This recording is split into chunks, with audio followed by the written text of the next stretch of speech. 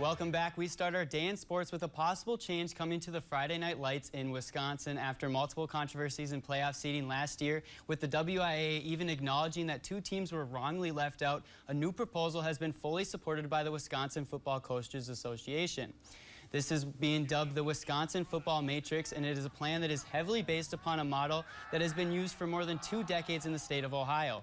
The biggest changes are a move to a more data-driven model that the WFCA believes brings more transparency throughout the season. Things such as conference alignments, the number of playoff qualifiers, and the length of season will all stay the same, but what will possibly change is a dual-tiered point system based on division level of the opponents you defeat.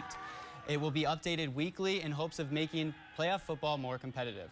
Sometimes there's level 2 or level 3 games in Wisconsin that, are state caliber games between state caliber teams that you would like to see a little bit later in the playoffs. If your goal is to, get the best teams deeper into the playoffs, this system helps with that. As for the timeline of what needs to happen next, Wilson says a survey will go out to all coaches this Friday, and if it receives enough support, the proposal will be introduced to the WIA in January before it is hopefully voted on by February 5th. For more details on the changes, head to our website, northernnewsnow.com.